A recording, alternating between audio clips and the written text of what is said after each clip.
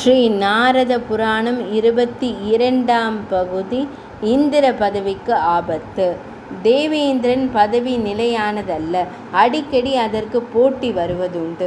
ஒரு சமயம் விகுதி என்னும் பூலோக மன்னனால் இந்திர பதவிக்கு போட்டி ஏற்பட்டது. விகுதி என்னும் பூவுலக மன்னன் 99 அஸ்வமேத யாகங்களை முடித்து 100வது யாகம் செய்ய முற்பட்டான். அது முடிந்துவிட்டால் அவன் இந்திர பதவியை பெற்றுவிடுவான். இதனால் பெரிதும் வருத்தம் கொண்டான் தேவேந்திரன்.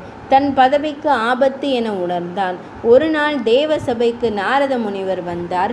அவர் தேவேந்திரனின் வாட்டமுற்ற முகத்திற்கு காரணம் கேட்க, அவன் விகுதி செய்ய போகும் 100வது அஸ்வமேத யாகம் குறித்து கூறி, தன் பதவி பறிபோகும் நிலைமையை எடுத்து கூறி, அதை தடுத்து நிறுத்த நாரத முனிவரின் உதவியை நாடினான்.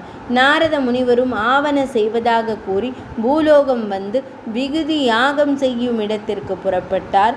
நாரத முனிவர் ஓர் அந்தண பிரம்மச்சாரி வடிவில் விகுதியை யாகசாலையில் சந்தித்தார். மன்னன் விகுதியும் அவரை வணங்கி வரவேற்று உபசரித்தான்.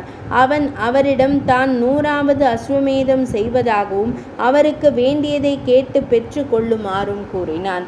அப்போது அந்த மாய அந்தணர், ஒருவர் தனக்கு தேவையானதை மட்டுமே யாசகமாக கேட்பார், அதற்கு நிபந்தனை ஏதுமில்லை, அதனால் நான் எதனை கேட்டாலும் கொடுப்பதாக உறுதியளித்தால் தான் கேட்பதாகவும் இல்லாவிடில் கேட்காமலே செல்வதாகவும் கூறினார். எதை கேட்டாலும் தடையின்றி தருவதாக வாக்களித்தான் மன்னன்.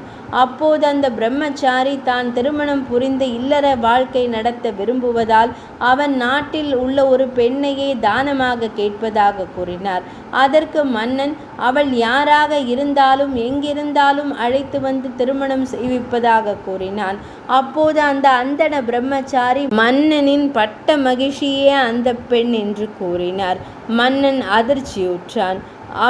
அவள் வயதானவள் என்றும் கைப்பிடித்த அவளை காக்கும் கடமை தனக்கு இருப்பதாகவும் கூறினான்.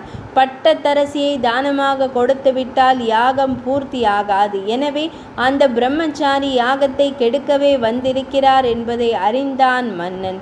அவர் நிச்சயித்திருப்பதாகவும் தர்மத்தை மீறி யாகத்தை கெடுத்து கொள்வதை விட அவருடைய சாபத்தை ஏற்க தயாராகிவிட்டான் மன்னன் விகுதி. மேலும் வந்திருப்பவர் உண்மையில் அந்தணர் இல்லை என்று உணர்ந்து, தாங்கள் யார், யாகத்திற்கு தடையாக வந்ததேன் என்று கேட்டான். அப்போது அந்தணர் சுயமான நாரத முனிவரின் வடிவில் தோன்றினார்.